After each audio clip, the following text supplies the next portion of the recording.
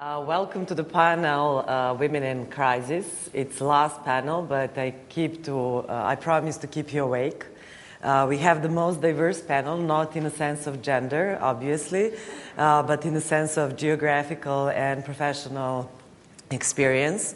I'll start with my colleague on the left, with guess what, named Sonja also. We decided that in order to participate in BSF, you need to have some Sonja connection to be a proper representative. So Sonja Lokar comes from nearby. It's not really next door, but it's very close, Slovenia. A long-time feminist activist with experience both at home and in more than 30 countries abroad. She's an expert on challenges that women face during transitions of different kind of political and economic and post-conflict area. And most recently, she has been engaged in Tunisia and Morocco, and I guess her first degree in French has helped with that engagement too. So she is capable of talking not only about the gender equality in an EU member state, but also of gender equality in transition states and post-conflict states. Next to her is our friend from Libya, Alaa Murabit, one of the two panelists who has this privilege to be the first in something. So Alaa was the first female representative in her student council. It sounds like a little personal story, but I think it's important to show the pioneering work that she did first during her studies and now that she's doing as a leader of the Voice of Libyan Women, an NGO dealing with gender equality issues in Libya. It's great to have you here, Alaa, and we move now to a colleague coming from Asia. So far we have Europe, North Africa, and Asia. Ismat Jahan was the first Bangladeshi female diplomatic representative to the UN agencies in New York. She's a career diplomat, currently serving in Belgium, in Brussels, as a Bangladeshi ambassador to Belgium, EU, and Luxembourg. She has a very rich experience in diplomatic service. And important for today's discussion, she's a representative at the UN Committee for the CEDAW Convention for Elimination of Discrimination Against Women. So it's great to have an official representative presenting the women voice also at this panel. And last and not the least, Erika and I had a great time last year at the last panel on women and security, so we decided to invite Erika again. And as a sponsor of this event, we also agreed on a very difficult question by the end on the purposefulness of organizations such as UN Women to make sure that you don't get a wrong impression that she's here just because the UN Women is sponsoring this. Erika is actually a long time researcher on issues of gender equality. She is an expert on family and welfare issues. She was leading a Center for Family Studies in Bratislava before joining UN Women. She has a long career in social research, so I think she is really qualified to talk about the topic of today's discussion, and this is how crises differently affect women and men, and what are the possible solutions. So I'll start with posing this first topic to my panelists, and I'll ask them to agree with this assumption that there is a different consequences for women and men, or disagree. Both answers are okay, but I would be very happy if you would highlight real-life experiences. So besides data and generic trends, it would be nice to hear real-life experiences you are aware of. And also, for the clarity of discussion, we have been discussing crises for 3 days. I would really appreciate if you would explain which type of crisis are you referring to. Are we talking only about the economic crisis or political crisis, or there are some other aspects of crisis that we might have underestimated during the last 2 days? So I'll start with Sonja. I mean, Sonja's our privilege at this panel, and I promise not to keep it like that until the end of panel, to see how the Eurozone crisis affect women and men in Slovenia, an EU member state. First of all, I'm really honored and glad to be here and to be able to discuss at this panel these issues. And as I have to run to the airport before the end of this panel, I will try to make my discussion really short and to the point. First of all, whenever I think about the recent crisis in the Eurozone, I'm always comparing it to the crisis we were put through in the 90s. This was the crisis of the transition from one system to the other, and what is similar and what is different if I compare these two situations. And I would refer to what was said by our colleague here on the former panel, when she said that the global capitalism is in the hugest possible transformation, maybe for the last 100 years, because it has to base itself on green energy and on IT technology. And in all this situation, the problem of economic independence of people is in a totally different context than this was before. And this issue is of the crucial importance for women, I think, because of the structural barriers women still have and discrimination, which is still a general situation of women all over the world. Women, whenever the crises come in, are in a weaker situation than men are. They are economically weaker, they are politically less connected and powerful, and because of this, if there is no strong support for them to get over these discriminations coming either from international state, either from international actors or state associations, if you want, it's very possible and very likely that they will go backward and they will not even keep what they have already gained.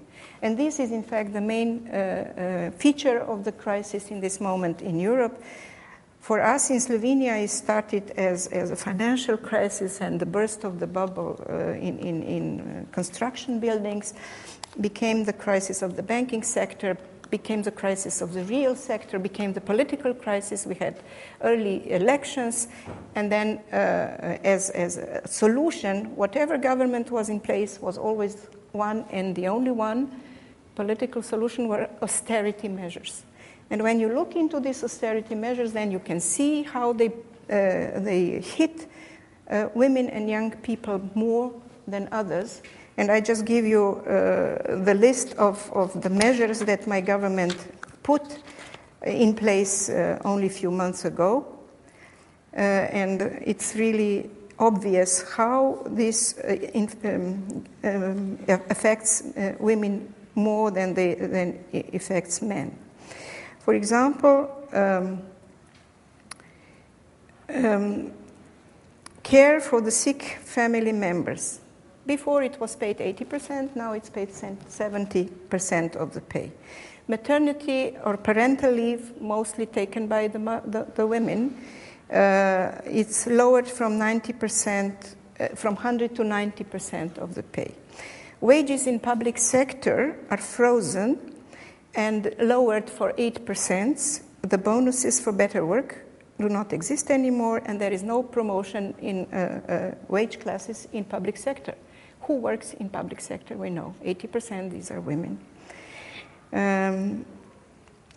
Food subsidy, which exists in public and in other sectors, is diminished in public sector for 3.5 euro per day. So what is my conclusion? That in the crisis in European Union, however it will be solved, it has to take into account that if the women do not get the opportunity to make from the care work a part of the European economy solution, they will lose. And here I stop.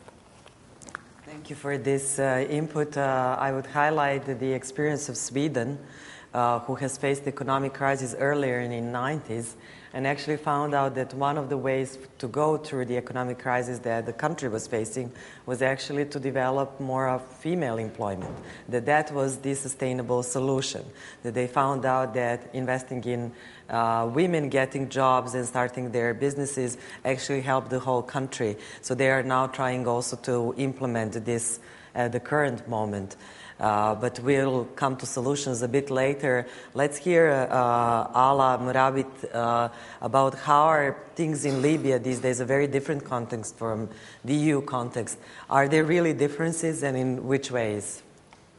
I think to answer your first question on crisis, whether it's political or economical or other, I think we have to remember that crisis is usually very interconnected. When there is political crisis, there will follow economic crisis, social change, etc. Libya had a very different situation in the sense that we are an economically sound country, obviously due to mainly natural resources, which will eventually run out. But that has not been a chief concern of the past 18 months in Libya. Our chief concern was the overthrow of a regime and of a dictator. When we discuss how that influenced women, as I think, I'm not sure how much the media portrayed it here, but our armed forces, our Libyan Revolutionary Army, is predominantly made up of men. I cannot name a single female fighter, and I have pretty good knowledge of that army. But nobody had ever put on TV what the women had done. It goes without saying that if a city is empty of men because they are all fighting in the mountains or elsewhere, there's a city literally being run by only women.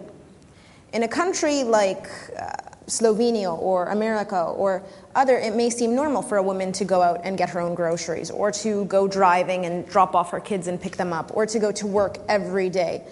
In Libya, it was not. It was not common for a woman to go at 8 p.m. to fill up her gas tank. And when I say fill up her gas tank, I mean wait 8 hours in line because we had no gas in the country. These things were not common for us. Women working was not necessarily very common for us. We have a lot of women, as you said, in the public sector who work as teachers, going in at 8 a.m., being home by 12 p.m. But to do actual labor on their farms, etc., because all of our workers who come from neighboring countries had gone home. So there was a lot that was picked up by women in crisis that we never consider. That's only during the crisis. You have to remember that, A, there's less security. So for her to be in her home, she never knows who may come in. She never knows what may happen. And, of course, post-crisis, you have the men who come home and who have seen a lot and who decide to take it out on their families. You have the men who come home missing a limb. And who takes care of them? Their mother, their sister, their wife. We do not have social systems in Libya in place which support amputees, which support PTSD. We don't have that yet. We have no institutions in our country. And so a lot of the burden has gone on women. And the downside to this, I don't think you will ever meet a Libyan mother who says, I'm not happy to take care of my son. It won't happen. They're all very proud of what their boys did. But the downside is that they get no recognition and they have no voice in the decisions being made. It is okay. I completely support giving to your country and supporting this revolution in every way possible. But when it comes down to those political decisions, which state, okay, how much money will an amputee get? Missing people. The number one person suffering from a missing person in Libya is their family. Most missing people are men due to being political prisoners and otherwise. So it is their wives, mothers, children. And yet they get as much money as an average worker. They have no other source of income. So the question goes, why are these women who are so involved in keeping the country running and who were, I would say, more than 50% of the revolution, why are they not involved in the decisions following? That, to me, is the biggest difference in the way that men and women not necessarily react, but are treated in crisis, is that men are somehow given this, regardless of what the man did during the crisis, they are given this ultimate right to have a say in the decisions. One of the panelists in the previous panel had mentioned that it was a large protest in Benghazi yesterday against extremism. That protest was fully organized by women. Fully. That protest had 30,000 people walking down the streets, marching against anti-extremism. Where is it in the news? We have not seen it in the news. We do see the extremists who are blowing up things, etc., a small fraction, but we don't see the push made by women. And instead, we see a few pictures of women wearing full veils and people saying, well, these women are oppressed. How about the women how about the 17% who made it into Congress? I mean, there is such a discrepancy in the way it's even portrayed, I think, internationally. And that's a huge downside as well. The last thing I wanted to say was, before the plenary, we had been sitting and talking about the major influence on women, and our organization, the Voice of Libyan Women, did a security and security provision assessment of women in Libya. And we visited some of the hardest hit cities by the war and some of the least hit cities during the war, according to, I guess you could say, Libyan ideas. And one woman had said something, I think, very profound when she said that women have all the risk, but none of the control in war. And she had likened it to driving. And I don't know who here has visited a Mediterranean country like Italy or Libya, but we don't know how to drive. We go about 200 kilometers an hour, and it's very bad. And usually it's young men who are doing this. And so she said, when my son is driving in the car, he knows when to stop, he knows when to start. He feels comfortable, he feels in control. I sit in the passenger seat grabbing the door, scared for my life. And she said it's very much the same in war. My son has the gun. If my son gets in a fight on the street, he yells at the other person, he yells back. I sit in the passenger seat. I can be as equally harmed, but I have no actual control of what happens. And I think that's the most profound way to look at women in conflict. Thank you for this excellent portrait of how conflict can create, and crisis can create also opportunities for women to conquer new spaces, but how difficult it is later on to conquer the representation and voice in decision-making on governance. But let's hear from someone who has conquered this voice in Bangladeshi diplomatic service. Ismat, what would you highlight as the main differences in how crises affect women and men? Thank you very much, Sonja, and let me also thank the organizers for giving me this opportunity to be in this panel, and even women for making my participation possible. When I looked at just a little bit of digression before I address this explicit question, when I looked at the agenda, I thought, we were the last in the program, the third panel on women. I was thinking whether, it is by default or by design. But I'm taking it in a positive note. I would say that women should have the last say. So perhaps we can say that we are going to have the last say, but that's not the... But I was very happy to see so many men in the audience, because that only shows that this is an issue where both men and women need to be together in times of crisis and also in times of peace. Now to address the issue whether I agree or not, whether crisis affects women and men differently. Yes, my simple answer is yes, because experiences show that women, because of their sex and pervasive gender hierarchy, are affected in a major way, and which is different than men, because it is power relations, and in times of crisis, this power relation is even more pronounced on two levels. On the issue of gender hierarchy, it is usually men who are seen to be aggressive. Well, not necessarily so, because nowadays we also find that women are not only victims, but they can be perpetrators, and also they are all encouraged to be agent of change. So the role of women are also changing in times of crisis.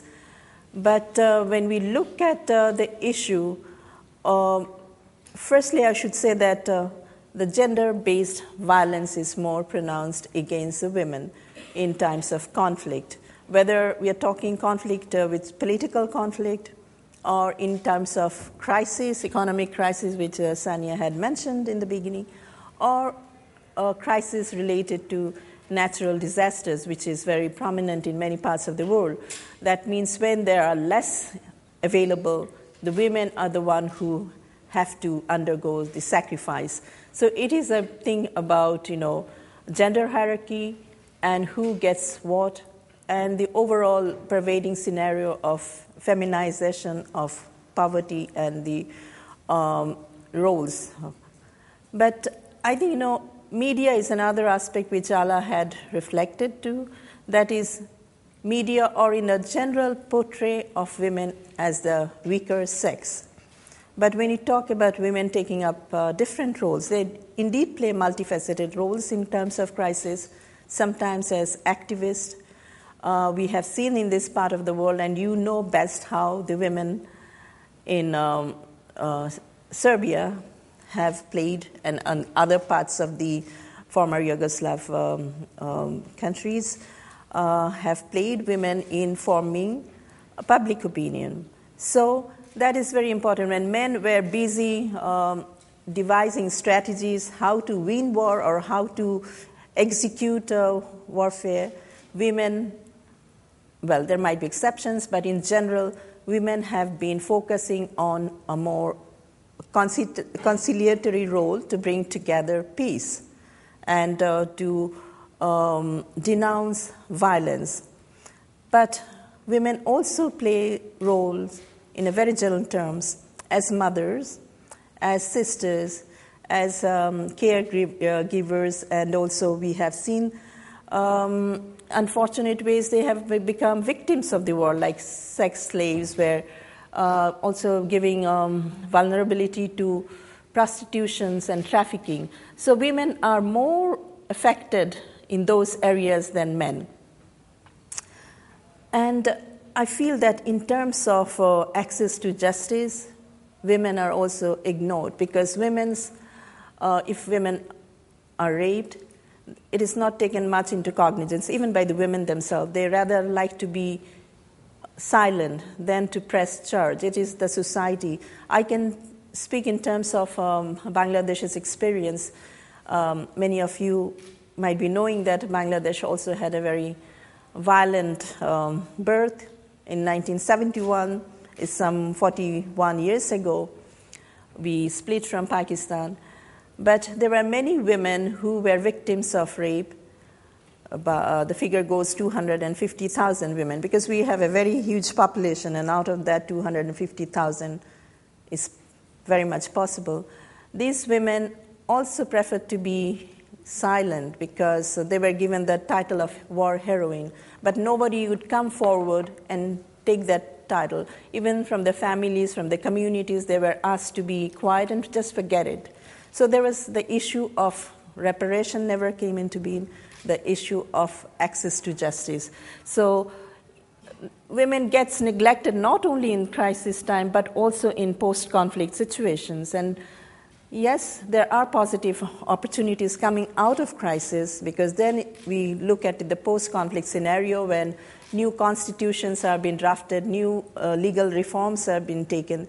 So these are the times when women, the civil society organizations in particular, can mobilize support to get into the gender issues in the new constitution, issues of equality, issues of leadership. So I believe, out of that positive, negative conflict, there are opportunities for women. And one issue I thought, it was important to mention, that in times of war, women take up many so-called unconventional roles. I mean, they are the main supporters of the family because the men have gone to active fighting.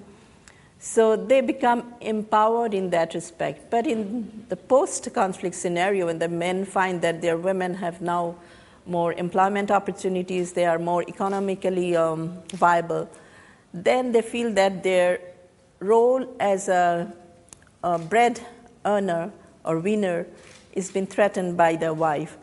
So we see that domestic violence becomes rampant, not within the context of conflict situation, but in also post-conflict situation. So answer, I can go on and on this, because I see that women do bear the major brunt whether it's conflict or peacetime situation and post-conflict situation. So what we really need to do is to see that they are not neglected, women are not neglected by bringing in, I think we are going to talk about how to bring in women side by side men in the context of peacekeeping, peace building, and peace making. It is very crucial in all the 3 stages. It's very important to have women together. There are a number of standards. We can talk about 1325 and so on and so forth. But unless everybody realizes, unless the men in particular and the women, of course, realize that it's important to have a partnership, it would be difficult to see that they are not affected differently. Thank you very much. Thank you for this holistic overview of both the challenges and some solutions to the threats to women needs and security. We'll move to the question of solutions soon, but let's give the floor to Erika. What's your perspective on the major differences in the burden that women and men face in the time of crisis, and which type of crisis do you see as the most important? First of all, let me start with apologizing that I am on this panel, because as a sponsoring organizations, we were trying to do our best to get a special rapporteur of Secretary General, and he's a male, to be with us, but unfortunately in the last minute he canceled. That's the only reason why I'm here, because I'm a humble listener to people who are sitting here, and I came here to learn and to listen.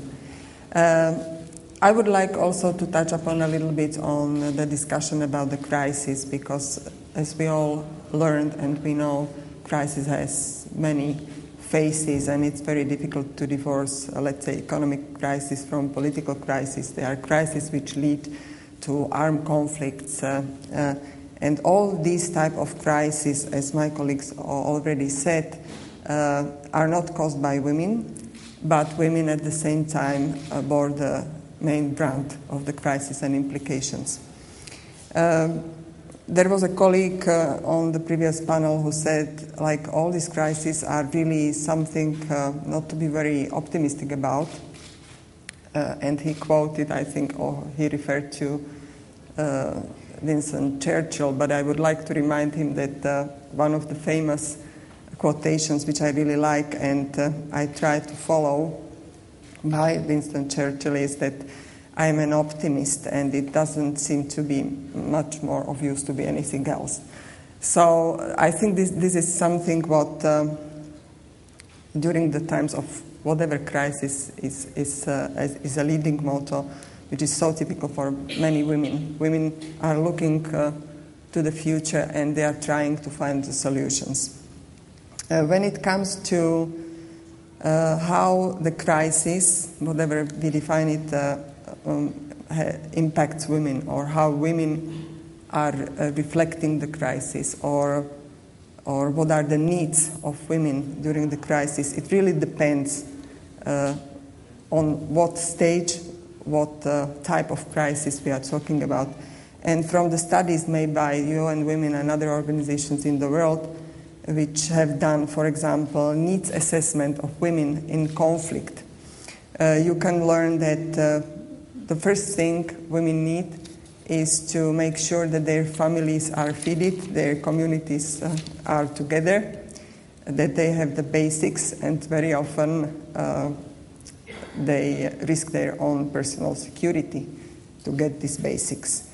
In post-conflict situations, women are usually looking for health care. That's their main concern. They are looking for education for their children because they are looking to the future.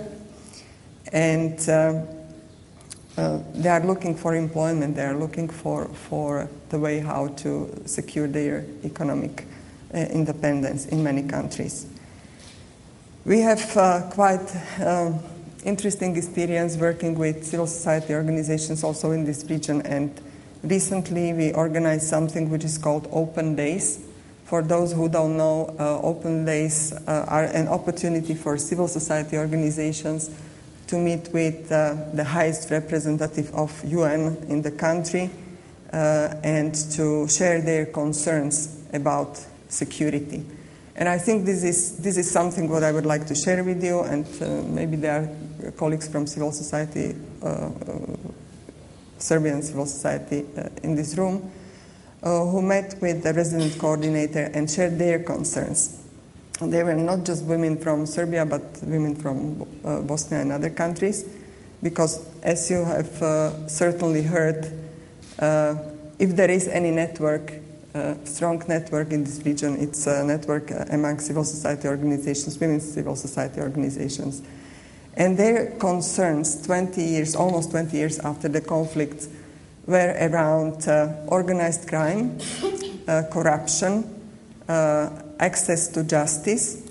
So, you know, they are different demands, but they are also very different from priorities set up by politicians and by men. So, yes, there are differences between men and women when it comes to setting up priorities during the crisis. And the biggest problem is that also men's priorities, or where the majority of power holders are men, which is the case always, are not legitimate. They are very important. They usually are not met with the needs expressed by women, because women don't have access to where the decisions are made. Okay, so far we have talked about women being victims, or women being part of solution but invisible. But we have not addressed the issue if women can be part of a problem. And back for my, sharp statement, but are all women really for liberal solutions, for peaceful solutions, for more security? Or women can also, especially in a time of crisis, can also support populist, pro-war activities? And if so, why do they do so? Or you don't agree with me that women can also be part of the problem? The silence. I have a volunteer, Alaa, first. I think it's ironic that we choose to lump all women together. I mean, I don't see why we have to do that. We never say, well, are women either the victims or...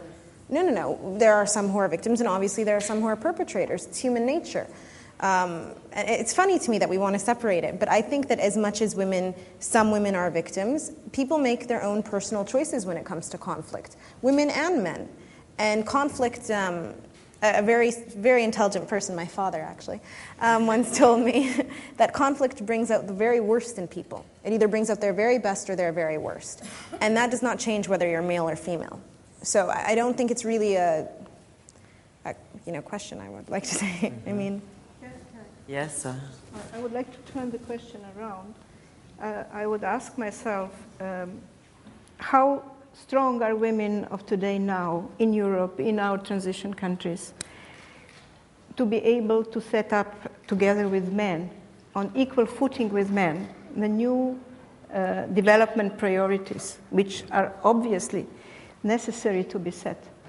And what is paradoxical for me, we never had a bigger number of women politically engaged in European Union as we do have now. Even in our countries, we never had more women in the parliaments, for example, as we have now. But when we compare the power within the parties, their power within the governments, their ability to really set up the agenda for the solution of the crisis, we can see that their power is still, I would say, very modest. So for me, the question is how to focus on the most important. And the most important is to really form a pan-European coalition of women on parity, to have 50-50 in decision-making, not only in the parliaments, but also in the governments, and also in the economic bodies which are taking crucial decisions, in the banks, in the big companies, etc. Another thing I think we need, women, in many sense, we are on equal footing with men, being equally or even more educated than men are, being fully employed in many countries in a very high level. In Slovenia, for example, it's 50-50. We have 50-50 of full employed people in the workforce, and women are better educated than men are. But there is still a question of, for a woman being a mother, it's not something that she can only choose. She's always seen as a potential mother, and this has consequences on her possibility on the labor market, and being really in command regarding our reproductive rights. It's a crucial thing. And if you look around the European Union, you can see how the attacks on women's reproductive rights are becoming stronger and stronger and pushing us out of command, even in the countries where this was already a solved problem. And the last thing is about economic independence of women. If we are not in the parity situation, if we cannot control our reproductive possibilities, then it will be very difficult to make of the care work and a part of the solution for women economic independence, and for women possibility to choose not to work only in the care economy, but in all fields of life. So for me, these three coalitions of European women fighting together to really push decision makers to take us seriously in these issues are crucial. And this is what I think is on the agenda of the women's movement in Europe today, and we have to really work on it. And here is the question, are all women seeing these solutions the same way as I do? I don't think so. The unity of women's movement and understanding what are the priorities is something to be built. It's not something which has been given to us. And it's a lot of work behind this if we want this to happen. I saw there was a volunteer there. Ismat, you were the first to... Thank you very much.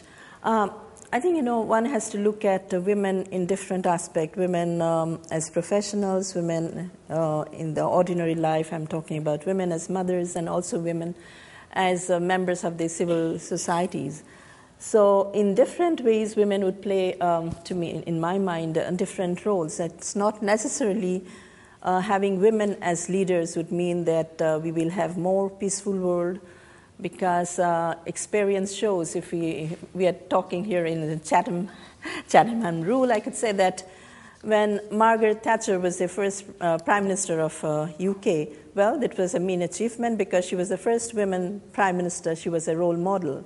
But at the same time, if you would see that during her time, United Kingdom went to war.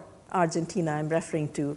And it was also during her time in the 1990 that she doubled the UK army in terms of Iraq. So it depends where the woman is put. Sometimes the woman is also constrained by the geopolitics and also by the perceived national interest. So in that terms, we cannot say that having a woman as a leader would make a peaceful world. And even when you're looking at later periods, like when Condoleezza Rice was the United States National Security Advisor and the Secretary of State, we have seen the reactions with regard to the two wars in the Second Gulf War and also with regard to Afghanistan. And then we now have Hillary Clinton. There are so many ongoing crises. United States has their permanent rep, a woman in the United Nations, Susan Rice. And we have in Europe Angela Merkel and also the Vice President of the European Commission, Catherine Ashton. So there are so many women. I'm talking in the West, and also in the East. In my own country, the woman is a prime minister, and our foreign minister is a prime minister, and our home minister in Bangladesh is prime minister. My issue is that having women in a decision-making level, not necessarily, I'm not saying it does not, but I'm saying it is not a sufficient condition for peace, because they are limited by other issues of geopolitics. Global geopolitics, unfortunate as that may be. But as ordinary women, I would think that they are not really a problem, as you said. They are more of a solution, because women, we heard in Libya that they did gather together demonstrations which are anti-conflict. It's more to bring together peace, because women see that conflict I'm talking about an ordinary mother or a sister, who would like to see that her son or her father or her husband is safe, and how we can ensure safety is through pacific and peaceful thinking. So in that way, a woman differs. And the third is, when I talked about the women's civil society organizations, they are very strong force. In times of crisis, as I said, to bring up the media portrayal that there is a need to be pacific, and more. So even though yet we don't have that media focus, because nowadays social media has considered to be a blessing, and also, not a blessing, because sometimes it fumigates and crisis situations. But I think then woman plays a different role. So it is a mix. I'm sorry, I was not able to come to a conclusion, but okay. It is women in multifaceted roles act differently for different reasons. Thank you. Thank you. We didn't ask for black or white response there. Many colors of gray in this answer, but I just wanted your analysis. Erika, do you want to add something on this topic? There is not too much to add, but the truth is that it would be certainly wrong to look at women as a homogeneous group. That would be wrong. And we can always find role models, women who are fighting for women's empowerment, and we can find women who don't care about women's empowerment. So to single out examples, it's not probably the best way. Also, we are always looking for role models. So if they are positive role models, then that's very important. But what we have to care about is certain existing and prevailing pattern of subordination of women in the world and power sharing. And here the numbers are very clear, and I am not going to repeat what Sonja said about political participation. I am not going to say what others were talking or referring to in terms of economic empowerment. So numbers exist, and they don't allow you to ignore the fact that power sharing and women's participation in public life, in creating legislation, in creating spaces, in influencing budget allocations, public budgets, etc. These are the spaces where women are missing. They are not heard. They are not in, and it's not only about numbers, but numbers matter too. May I follow up something Ismat has said, that depending on a role women performs, she might opt for a different strategy. And I wanted to follow up, since you're a representative of UN Women and you work both with government and civil society activists and a feminist organizations and also women in a very macho organizations. Do you see a space for bringing these two groups together, or do you think that changing the situation for women would be better done through changing the perception of security and peace, or why do you work with both? How do you approach women with a very different perspectives of life and priorities? I think it's a very difficult question, but absolutely legitimate, because we in UN, we have a very difficult situation when we are dealing with women's empowerment, because we are mandated to work with the governments, and we are mandated and we like to work with civil society organizations. And one of our role is to put these, especially if they have conflicting interests, to put them together to facilitate the space for communication. Sometimes we fail.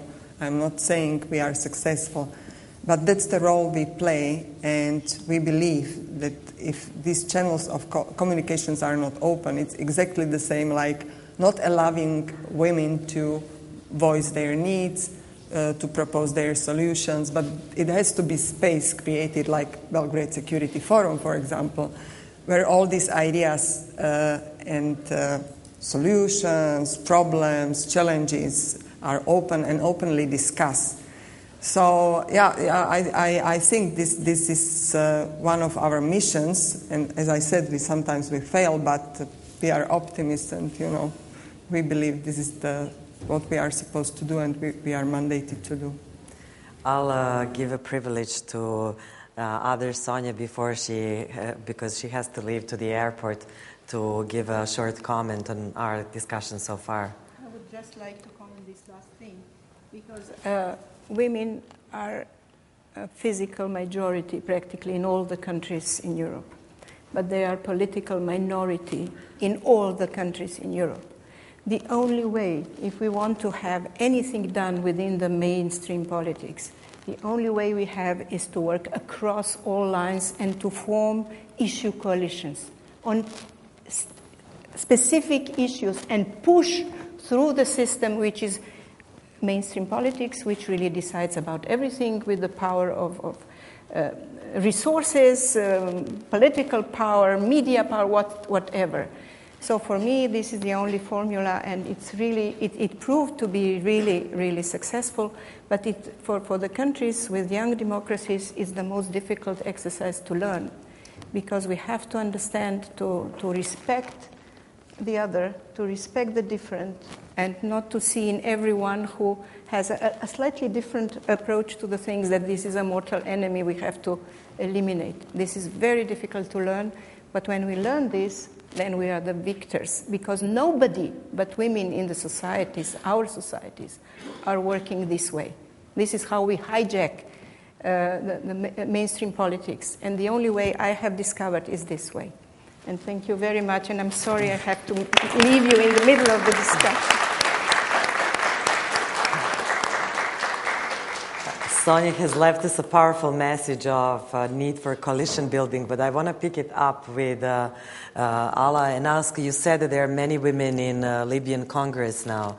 Do you think that this message is realistic? Can women sharing different perspective of the proper way of life come together around some topics? I mean, both, for example, women, from the West that think that every woman should have a right of abortion, and maybe traditional, for example, here, women, Orthodox believer who thinks that abortion is a sin, or in the case of Libya, I'm sure that there are differences of the proper way of life. Can these differences be resolved in a common interest? Well, just about abortion in the West, that's very disputed right now as well. But I think that what we have to realize is, despite the fact that, and I agree that numbers are important, they are definitely a way to enter. And that's what they've acted as in Libya. They are a way to enter into the world of politics. But our election was quite interesting. We have 200 parliament seats. 80 seats went to political parties based on a vertical and horizontal list system, which means that it would be man, woman, man, woman, man, woman, downwards and sideways. And so that's why we have these women in. Only one woman won individually. So we have 1 out of 200 seats where a woman won it on her own as an individual candidate, because 120 seats were individuals. So out of those 80 political party lists, whether people liked it or not, there would be a large portion of women. That was, if your political party got 8 seats, there goes 4 women, or at least 3 women, etc. So these political parties also created coalitions, which helped women get in as well, because they wanted the men to get in. Having these women in the Congress, though, does not necessarily mean they have any influence at all. The exact opposite. We obviously could not get a quota. We initially had a 10% quota, and then it was revoked, and then this zipper list was put in. But more important than that is that the general public's opinion is that these women are in because their name was on a list, because they had to, more as seat fillers than as actual politicians. So I think before women can start creating cross-party coalitions or caucuses and such on certain issues, they need to, the whole parliament, men and women, needs to be trained on what their jobs are, but more importantly, there needs to be greater public understanding of women's roles in politics. Because if they were to create a caucus for women's issues, they would be labeled as those women who want women's things, who are only in there because we put them in there, right? So a lot of our women, instead of pushing for women's rights, have done the exact opposite, have completely avoided women's issues to show that, no, we're not women, we're politicians. So it's worked for us, unfortunately, the exact opposite. So when I see people saying, 17%, as much as the United States in our first elections, I'm like, it's fantastic that we have the numbers there, but we don't have the power, unfortunately. Anyone, or we should give the floor to the audience to put questions. You want, yeah? Very briefly, yes. The issue of coalition is, of course, very important because one needs to take on board everybody. But here it is also very important to try and eliminate the negative stereotypes that women often suffer in the society, and that is through education, and media also has a big role to play.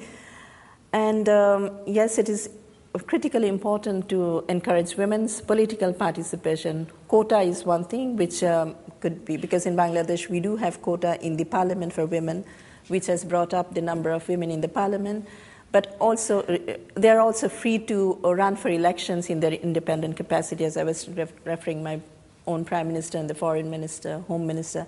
They are all elected representative. But at the same time, at the grassroots level, at the local elections, it was fine with women even without having quota.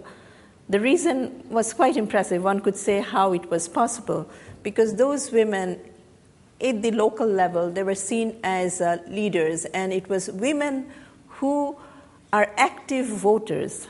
I mean, in Bangladesh's experience, we felt that, the number of women who turn out in the voting polls are more than men. Women are more in number than men. So it was important to see that the women have a role not only as a participant in the legislature, but also in electing women to the legislature. But I think one issue is very important, that when we are talking about breaking into the traditional society, often if you're pushing too hard, it backfires. We have been looking at the Arab Spring to speak of. I mean, I really don't like the term spring because, unfortunately, it's not really the spring. It is really the winter, the bitter winter, if you could say. We have seen that, sometimes you're trying to push in women issues, but then they are getting at the back. So that is a challenge. How, in what ways to put up. It's a kind of incremental change in a way, but doesn't mean that we have to be complacent about it and let history take its own course. There has to be some proactive compulsion on the part of women as such. But what is too hard is also differently defined. But if we say that women in Egypt, for example, if they're coming out, and also in Libya, I don't know how far they will be able to mobilize public support, but in time they would be able to do so. Let's hope that. Okay, thank you for that contribution. I'll open the floor for questions or comments. We have a few. Ms. Calder first, and then I think Maria is back. Please. Yes, I was very struck by this question of whether more women means a better society, and I very much agreed with Ismat. I mean, having been very troubled by Mrs. Thatcher as our first woman prime minister. And then we see the Tea Party, we see Sarah Palin, Michelle Bachmann, and I notice in our country, and it may be true in others, there's a whole new breed of conservative women, very elegant, very articulate, and it's troubled me, and I think it all does have to do with roles. And the truth is that politics is based on gender roles. So the front politicians are always men, and the supporters and maybe the civil society is more women. And I think until you change, so it's really about democracy, until you change the relationship between politics and civil society, I don't think just getting more women. I mean, I think I'm in favour of that, and I hope it will because of the way women act. But I think the key thing is to change those roles. So I think that's a very important point. And my question to all of you was, I've always been very, very interested in the role of women's movements in conflict. Starting with the Women's International League for Peace and Freedom, which was created in The Hague in 1915. Yeah, they met in Brussels. German and English women. And, in Sierra Leone, for example, there was a fantastic women's movement which really brought an end to the military dictatorship. So I'm always coming across these women's movements, and I'd just like to hear, particularly about Libya, to what extent war is not only provides them with new economic roles, but actually is empowering politically. Thank you for that question. I suggest we take another question from the middle of the room.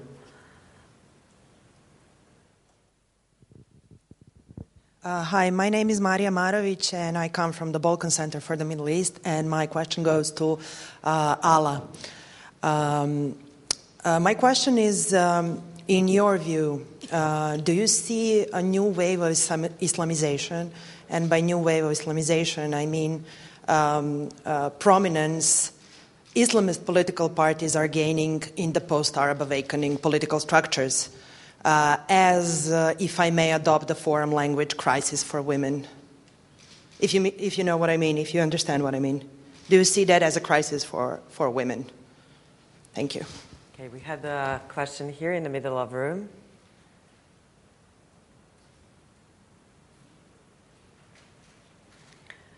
A man who really wants to ask a question stood up to get the microphone, so please. Yeah, well, if I stood up, I'll remain as that. I'm Petar Milicevic from European Bureau for Conscientious Objection. I would have my own conclusion from this panel. Maybe I was aware before. A lot of wars started without a women. A man started a lot of wars, but there is no war that ended without active role of a women. So when you mentioned post-traumatic syndrome, we all imagine some soldier which is in traumatic syndrome. So war doesn't affect women. We don't have even a term for trauma that affects women during the war. So for me, what is most important is not the 17%.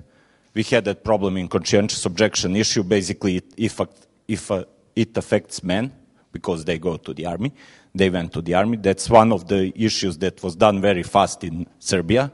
Maybe because it affects men only. I don't know. But still, there are a lot of percents doesn't help us a lot. For example, we have to be aware also that in some other cases, we cannot solve the issue without the women. For example, this crisis started, a lot of bankers started this crisis, a lot of politicians were men, and now we are asking for the solution to Angela Merkel. But no one asked this man, what's your fault? Who did this? Now we are putting responsibility into only basically one woman, which is the most powerful in this moment, maybe, from all the women in the world. I would ask for more non-formal ways of empowering women than to the formal ones, because those formal ones will always find a way to avoid. We are very good at avoiding formal ways of empowering men. So be free to invent some. Thank you, Petar. And there is a question here in the second row, and then I'll give the panelists a chance to answer this first round of questions. Thank you. Olga Mitrovic, International Organization for Migration. First, I would like to thank the organizers for, I think, providing us all with the opportunity to hear such valuable inputs from various backgrounds. But I would also like to ask the panel if we could focus on solutions a bit more, because what we could hear so far, particularly in the role of women in conflict, was this great change that happens when sometimes even war and conflict can act as a catalyst of change, and when a woman steps out of its role and starts keeping the family together, working, running in the country, etc., and after the conflict ends, it's supposed to step back into its previous role. And I think we all follow this assumption that after the fall of authoritarian regime, the gender equality will supposedly start to blossom. But seeing how the gender mainstreaming did happen in the past, let's say, decade with the 1325, with various instruments at the global level, that a lot of projects are aiming at gender empowerment, that quotas and seat filling, as you say, is happening, that we have tried already set of instruments and mechanisms to empower women, and that the message that I'm getting from this panel, it's still that none of it is sufficient, none of it works. Do we have some new ideas on how to change this? Thank you for this very easy question for the panelists on innovation in gender empowerment. I see that there are more questions, but let's provide answers to this round of questions and then we'll open the floor again. I'll just remind of the demands on you. So the first question was if you want to continue inspiring our audience with examples of women movement during and before and after the conflict. The second question was on the consequences of Islamization of politics in some of the countries of Arab Spring for women's rights and women's position. Then Peter gave us a very emotional speech about how he wants to hear more about informal ways of empowering women. And I think he highlighted one of the points that was discussed a number of times during this panel, that naming does matter. I think the example you gave with post-traumatic syndrome that immediately brings to attention men, and the examples you gave of media coverage show us how much the representation in language and media matters to what we perceive as a problem. So any solutions to that too. And the last and not the least, and definitely the most difficult question by Olga was any new creative ideas or just suggestions how to make existing instruments more effective for women and men too. So volunteers? If I may respond to the last question, because I think it is it's the closest to our work or our mandate. I don't think we need any specific new guidelines or any specific new frameworks at the moment, because as you for example said, when it comes to women, peace and security agenda. The first resolution, 1325, was adopted in 2000, and now we have 5 follow-up resolutions which are basically trying to focus on implementation of 1325, and we are still not there. We are moving somewhere. So I think it's a process, so to create more and more, let's say, normative frameworks doesn't help. I think the first step is to ensure that the existing ones, which have been developed based on experience and years of work of different actors, not just international actors, but inputs from civil society organizations, have to be implemented. They have to be taken seriously. It's not just to translate 1325 to National Action Plan, which is not budgeted, or which is just something which the government says, well, we have this plan, we can say we have this plan. It's really about the implementation, and I don't need to repeat it. Everybody knows that this is the biggest problem.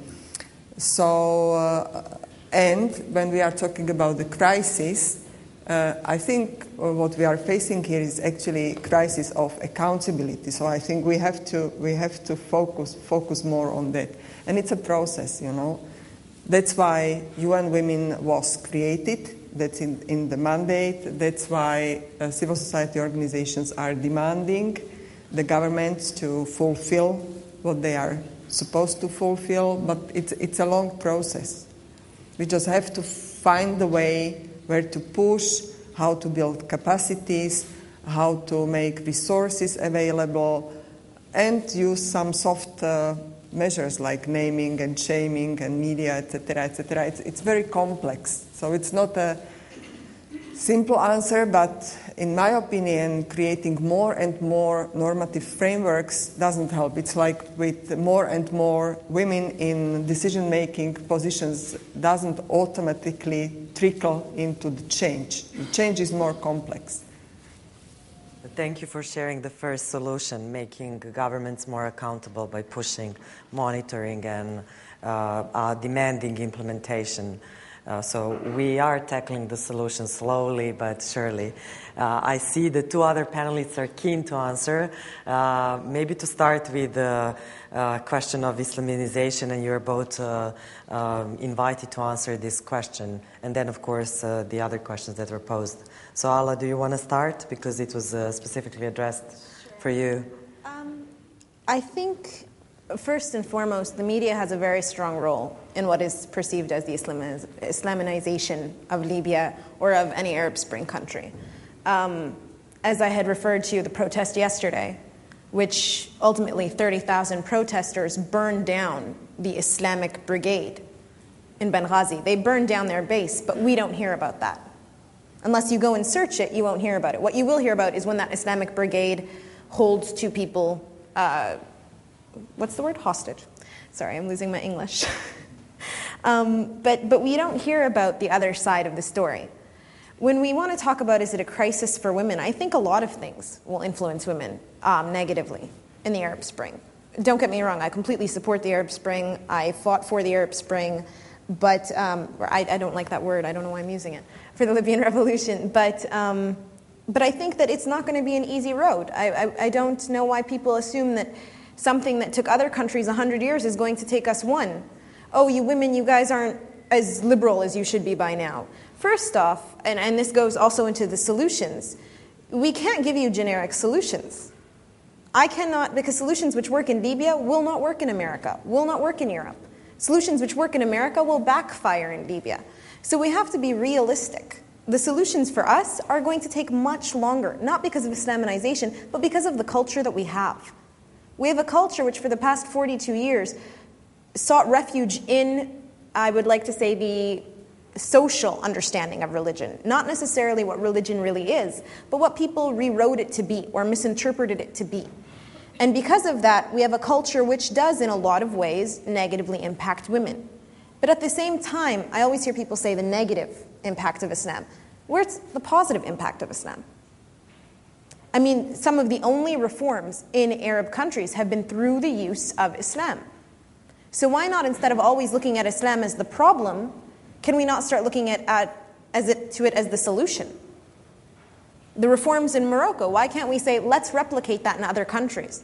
Let's take the book, which has only been interpreted by men, of course, and let's get women to start interpreting this. Let's get women to start talking about this. Let's get female scholars to go around to schools and to teach women that they should not be abused, that it is not in the Quran.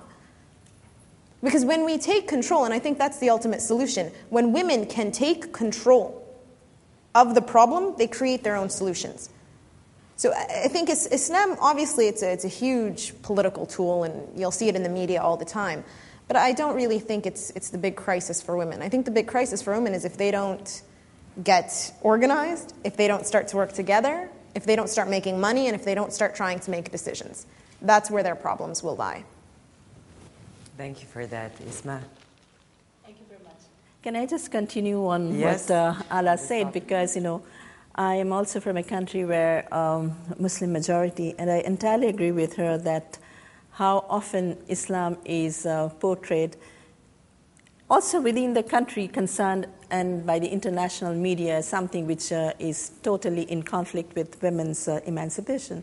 I'll give you one example. It was in early 90s, I don't exactly remember the year. In the New York Times, there was a big headline that 40 women in Saudi Arabia were arrested for driving. And on that particular day, there was a group of U.S. Work College participants which visited our embassy in New York and met me and said, "Oh, how come you are from a Muslim country and a woman?" I said, "Excuse me, what's that got to do?" Said that, women does not allow women, Islam does not allow women to drive, but you are in, I said, this is absolutely ignorance. You see in one country, it is their national law. I'm talking about Saudi Arabia, it's the national law, they don't allow. So it is their problem, but it's not an Islamic issue at all. Then I cited examples where our Prophet's wife, she was a businesswoman, and she was also the boss of the Prophet Muhammad. And then again, there are women who had gone to war during the period. So it is the interpretation And unfortunately, the interpretations are by male. So we also need women interpreters of the Sharia. Then we'd see that how it differs. So that is one issue. I thought, it is very important to know how international media portrays women and Islam. And but what happens in particular countries are very much political use of the religion. That's a different issue. Now, on the question of whether we need more innovative mechanisms to see how women are being addressed, the challenges of women are addressed in terms of conflict and post-conflict situation, I agree with Erika that there are a number of important standards, a set of standards. We have the Convention on Elimination of Discrimination Against Women. CEDAW is celebrating its 30th year this year, and also the number of UN Security Council resolutions starting from 1325 onwards. So these are standards, fine. But what we need is not only action plans, somebody said that the implementation plans, because even with the standards that we have, these are not really implemented. For example, CEDAW, as a convention, when it was drafted, it did in its preamble look into the issues of women in conflict situation, and all the 16 articles of CEDAW can be applied both in conflict situation and in peacetime situation. But if I may add now, because the CEDAW is also now discussing to have a general recommendation which would solely address the challenges of women in conflict and post-conflict situations, their role as peacemaker, as peace builder, and peacekeepers. So we see now more and more conflicts are also becoming non-state actors are getting involved. So the convention is applicable to state parties, but how do we reach out to the non-state actors? That's a major challenge, because in many of the internal crises we find non-state actors are very, be it in Syria, be it in Libya, and in other crises. I'm just referring to the present one, and also in Africa, non-state actors. So the CEDAW general recommendation, when adopted, and we hope it would be adopted in 2 years' time, we're still in a consultation mode. We have done consultation with in Istanbul, in Addis Ababa, and Bangkok, trying to feel the pulse of different regions, not yet in the Middle East, which is very important. And we hope even women would take that on board, because they have been assisting CEDAW in that consultation. It is important to get the non-state actors and also the peacekeepers. The Secretary General has already said that zero tolerance for even peacekeepers who themselves are involved in violence against women in conflict situation, rape, for example, or even if not rape, sexual violence, which can be sometimes forced. That issue. And the general recommendation will also look into the issue of access to justice, which is important, and that will include reparation. And I've talked about the violence and violation of the civil liberties of women in terms of conflict situation and post-conflict, and their enhanced involvement in peace building in post-conflict situation. And the fourth most important is empowerment. I think you have mentioned the issue of empowerment. The draft recommendation would also see how to empower the women through creation of more income-generating activities, including microcredit, where women would be the beneficiaries.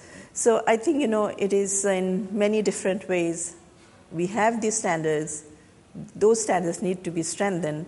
But what is more important is active ways of devising mechanism to see their implementation. Thank you. Thank you. Any more questions or comments? Okay. Wait, Dragana was first. Here in the first row, we had a question from a last round. Yes, I've seen your hand too. First. I'm Dragana Petrovic from the Fund for Democratic and Polish Social Initiatives. I'd like to have some comments talking about... actually, I would like to stress some things that I find important. Sometimes we all talk about the numbers and percentages and things like that, which I agree are conditio sine qua non to have a critical mass of women in decision making. But I think that when we have these quantitative changes, as for example we have now quite a good percentage of women in the parliament, etc., we should think very much of qualitative changes that should bring. What is exactly the consequence of the presence of that number of women? Are there any consequences? Are there any qualitative changes in the politics or not? And I can't agree much more. I totally accept that sometimes women decisions depend on geopolitical reasons. But I would like to stress that it also depends on different political options to which these women belong. And we should maybe think what is the impact of different political options on position of women, whether it is good to have a very narrow view or a broader view, what would bring better progress, what should be a pro-women politics, whether it should be a pro-human politics also, to be a broader accepted, because political options are important not only for women to be elected, but for women to be aware how to elect and how to vote to get qualitative changes from politicians. And don't forget, we need men together with us in this front and in this battle, because if we don't want to be put in a ghetto, isolated and said that's some women's business, we really need to work with men and to have as broad front as we can for such qualitative changes. Thank you for this speech, which was inspirative and I think relevant to discussion. We had a question there in the third row. There, behind the cameraman. Thank you. My name is Maja Piščević. I come from Serbian Association of Managers. And I'm very glad that I'm present at this panel, because I have also participated of some of the similar panels in different parts of the world. What I would like to add a kind of positive note as we're coming to the end of it. You know, we are still talking about the problems, about the issues that we are facing. But I want to just remind all of us that the change is already happening. And the situation today is much, much better than like 10 or 20 years ago. And we need to remind ourselves and sometimes maybe even congratulate ourselves on the victories that we have already won. And the battles that we have won. And also I'm thinking about the new ways and innovative ways how to address the issue of women empowerment. I think that the smart way is a humble way. And, you know, we have to remember that our male colleagues are, you know, the men that we struggle with every day. They were raised in the families where their mothers were most often inferior to their fathers. And we have to understand the problems in their minds to just have that, to make that shift and bring and understand the equality of men and women. In my ideal world, you know, on one of the panels sometimes in the future, talking about the women empowerment, we will be having men sitting there instead of women talking about it, the men like our men fellow who had this great comment a couple of minutes ago, talking about the importance of including women in all processes. Also, the humble way is the way of the quotas. It's a big issue, and there's a big discussion what we think about the quotas. And I'd like to quote someone who had a good statement of quotas with which I really agree. It was Viviane Reding she's an EU's Justice Commissioner. She had a great comment which I completely agree with. She said, "I don't like quotas, but I like what they do." And, this is the way to open the doors. When you open the doors, once you're in, you start to change. And one final comment, the role that we need to play is actually, of course, we need to talk like this. But the much bigger benefit to this issue is brought by our work. When we become the role models, when we become the change that we want to see in the world, when we have more of Sonja Lichts of this world, who organize all of this entire beautiful conference, and each of you sitting there, this is the way to bring the change, and this is the way to encourage our daughters and our young colleagues how to, move in the future, how to think about the future. Say, if all these women could do it, then maybe I can do it, and maybe I can try it. Thank you very much. Thank you for even more inspirational speech. Hopefully some of the men are going to be inspired too to continue this discussion. I'll try to... There is one more? Sorry, I haven't seen. And then I'll try to wrap up the panel. Yes. Ivana Savić, Ombudsman's Office of the Republic of Serbia. Just one more comment regarding the gender equality. I think what we're missing in this discussion is actually education for gender equality, because it's not enough to work only with women, actually girls. It's also important to work with boys, and having boys and men working toward gender equality, because gender inequality is not something that is given. It's actually you learn how to embrace those inequalities and to be something that is normal and acceptable. And another thing is, I also want to reflect what was said. It's a process, it takes a lot of time, and we also need to work on the prototype, on the model of the prototype, so we adjust, and also we have tailor-made decisions and solutions regarding gender equality. And also to congratulate you for this event, and also for having this kind of topic within the theme of security, and also supporting greater women participation, but meaningful women participation in security issues and also in democracy. Thank you. Thank you for that encouragement. I see that there is a passion for comments, but I'll stop the discussion here if you don't mind, because we already start congratulating, and it's few minutes time before we start with that part. Question, okay. If it's question, it's opportunity for the honorary panelists here. So yes, you will be allowed. Thank you, and I'll be very brief. Gordana Delic from the German Marshall Fund. The question is, most of the migrants in today's world are women, and consequently with children. And yet what we are seeing in a number of countries in the EU are new laws or old laws reformed, and I think the latest example was this summer in Belgium in July, that the law was reformed in terms of they wanted to make paperwork less complicated. However, the criteria for the people who apply for when applying for naturalization or for getting the Belgian citizenship were increased, and thus in favor of men, because they increased the number of hours that were supposed to be worked throughout the year, they increased the income, and so on. My question goes to Mrs. Kvapilova, because you come from the UN Women. How is UN monitoring this?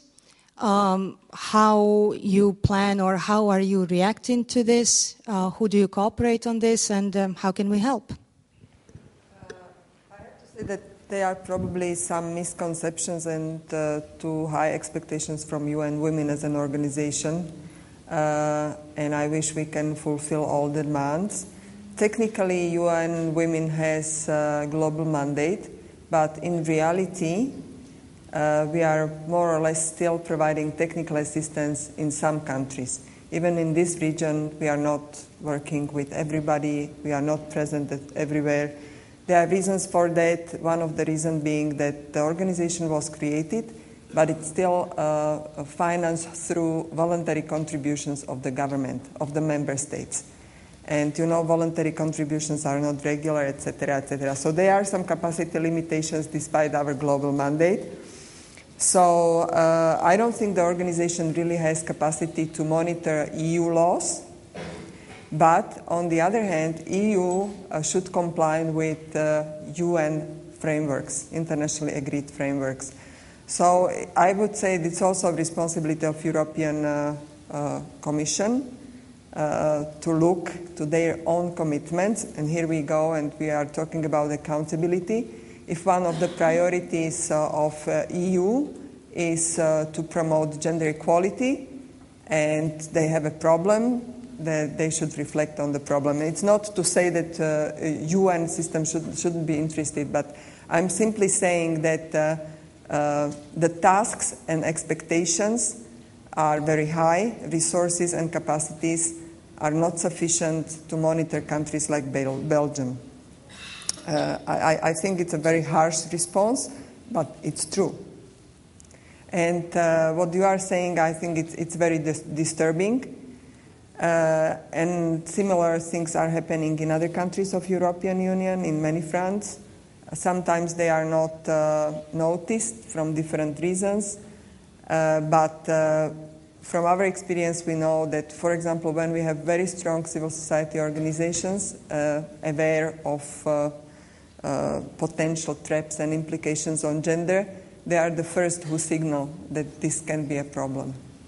But, we wish as an organization, we wish we had so much money and resources as we need for addressing all the needs, and we wish we had capacities at the country level, not in headquarters, to respond to the needs. But unfortunately, that's the reality. Thanks for this answer. I'll wrap up the panel with if you allow me, some conclusions that seem to be repeated both by panelists and the audience. I think we all agree that men are part of solution, not just problem, and that we need men and involved men like Peter, and others. And next year we promise to have more men on a panel of a similar topic, which was, as told by Erika earlier on, planned for this year too. The second topic, which was started with Alaa at the beginning and continued, is that naming and the way this topic is presented influences the threats and problems women face and also the possible solutions.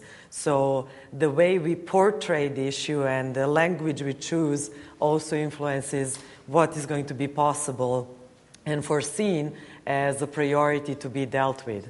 And last but not the least, I think the theme that was constantly repeated is that numbers are necessary but not a sufficient part of solution, and that what we should focus on is a qualitative change of our understanding of security, rights, Islam, and other important concepts that are important actually for empowerment of women. And if you allow me, before thanking our panelists, I'll invite you to do something and not just to talk.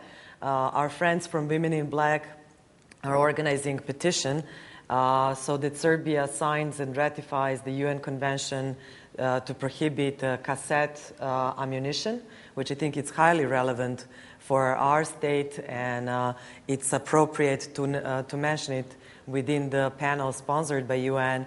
So I'll invite you to sign this petition. When you leave the panel, there is a table on the right where you can address the letter to the Minister of Defense, Aleksandar Vučić, supporting this initiative. And now please join me in thanking the panelists.